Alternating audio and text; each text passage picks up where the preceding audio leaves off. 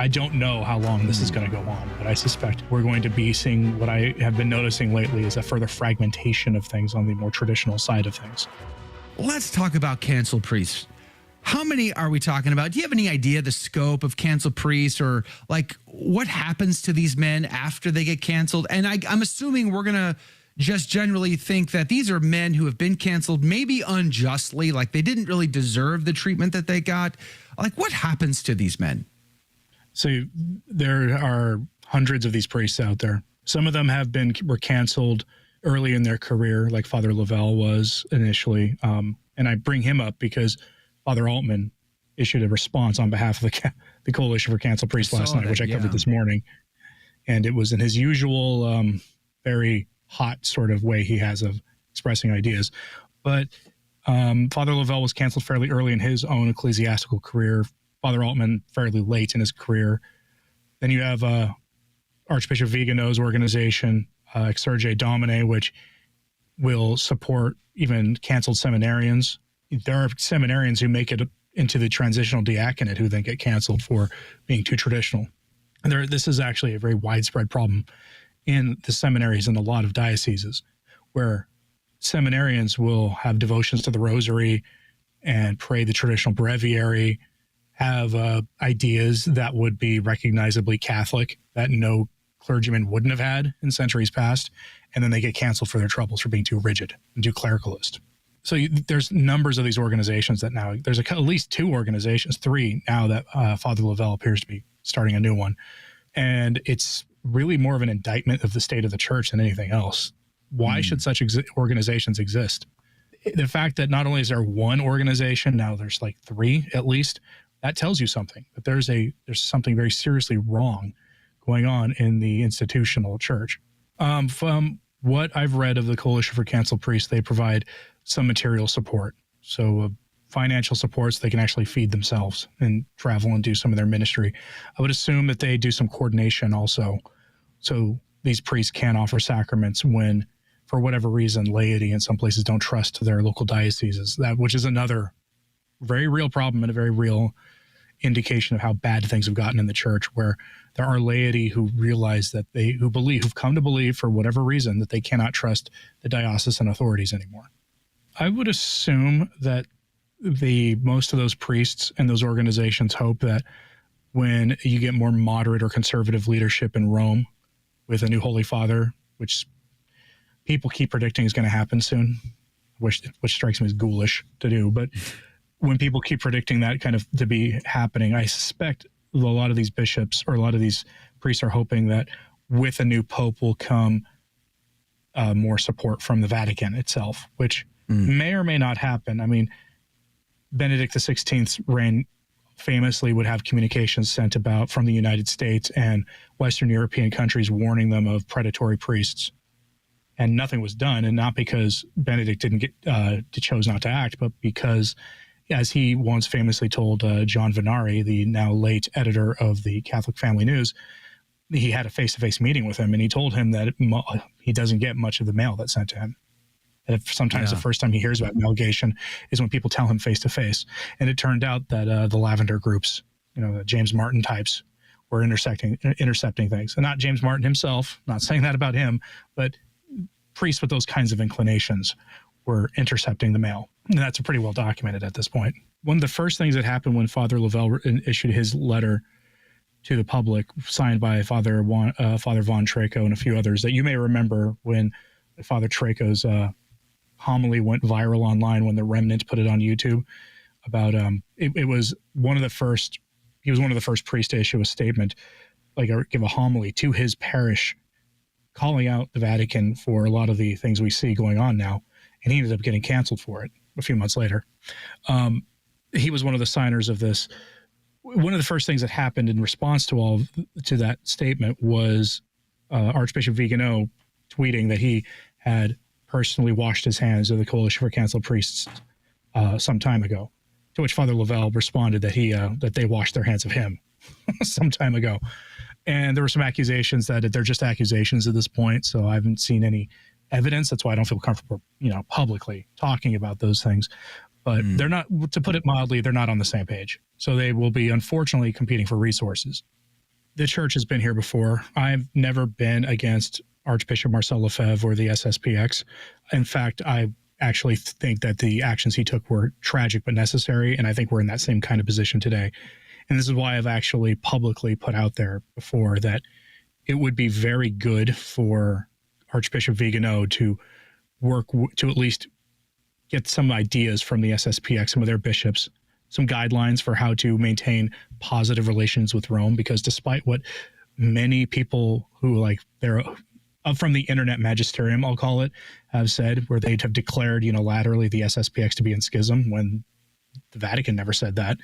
They've called them schismatic, but there's a difference between being schismatic and being in schism. Schismatic is an attitude. Schism is a status, right? And it would be a very good idea for all of these groups to maintain some kind of tie to Rome, even if it's just a communication. Here's our notification. We ordained these men, and Vatican maybe never responds, but at least acknowledging their authority. One of the keys to this is noting that, for instance, with the example of the Society of St. Pius X, their priests offer the Mass in union with the Pope. Even if they don't agree with the thing he does, they still offer the Mass in union with him. And most of the priests we're talking about here do that. Father Altman has come, I believe, out in support of the Benedict was the real Pope position, which I differentiate from sedevacantism, because sedevacantism is its own explicitly defined position. And I don't know that I've ever heard Father Altman call John Paul II an anti-pope, as an example. But which is usually one of the defining features of sedevacantism, is that all the popes from John the 23rd to today have been anti-popes. Whereas if you believe Benedict was the real pope, by definition, you're not on the same side as those others. So a couple of days ago, I guess this would have been Friday of last week, Father Lovell put out a letter on Twitter and on their websites, I guess, announcing that he had been essentially canceled by the Coalition for Canceled Priests. It's a short letter signed by 3 other priests, maybe 4 other priests. And he denied any malfeasances or any bad things on his own fault. He said he didn't do X, Y, and Z things. No allegations of matters of the flesh, we'll call it.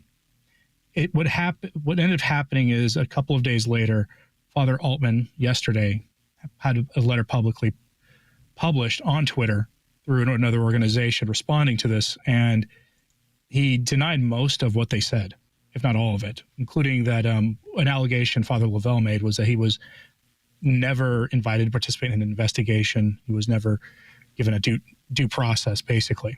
And as it turns out, well, at least according to Father Altman, that's not true.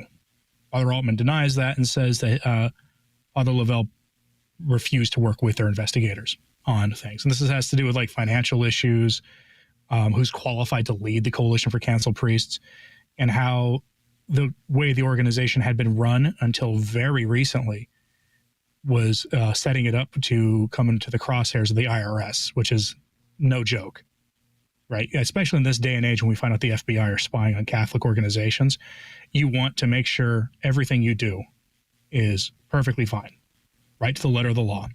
And it's worth remembering that before he was a priest, Father Altman was a lawyer and trained in business law. So he's actually he's one who you would have, or you would hope would run such an organization. And so now you have this conflict between the two, and Father Lovell appears to be starting a new organization similar to the Coalition for Canceled Priests as a result. I don't think we've heard the last of this. I would be paying attention to Twitter, where all this stuff seems to happen, to see when Father Lovell responds to this letter. Because again, he can't, just like I said when Father Lovell issued his letter, the Coalition for Canceled Priests has to respond. And in Father Altman's letter, he said the coalition will itself be responding very shortly.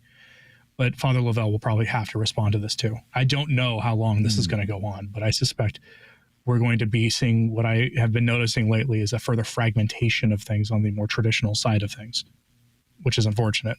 I don't know if Bishop Strickland specifically should join the Coalition for Canceled Priests or that new competing organization. I've suggested before that he should contact Archbishop Vigano for Exsurge Domine, because they're an Italian organization that now has a North American operation. And Vigano is not exactly a young man anymore. So there will need to be a succession figured out there. But these bishops, they are needed. It's a simple fact. And when they get canceled, most of them have nothing else to do but write books and give speeches. And there is something more productive they can do, which would be to make sure that these priests don't succumb to the temptation to go off the rails. Because that people tend to think in terms of administration, but remember, the devil goes after priests harder than anybody else. Priests come under spiritual attack more than anybody else. And a bishop may not be able to give them like jurisdictional faculties and that kind of thing. So exorcism authorization and that sort of thing. But at the very least, he can provide leadership and spiritual counsel and the other basic aspects that a bishop and a presbyter would have in their relationship. Having independent priests is never a good thing. As someone who is very supportive of the SSPX, even though I rarely have ever been to mass with them, I do hope for the day that they're being in canonical limbo, because they're not in schism, but they have a weird canonical status where that situation gets resolved too. All of these situations need to be resolved, but it won't be until orthodoxy is reestablished in the church, where at least ambiguity in teaching is erased, where we now have clear, basic, fundamental teaching again.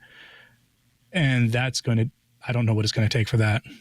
Did you like that video? It's okay. You can admit it. It's perfectly fine.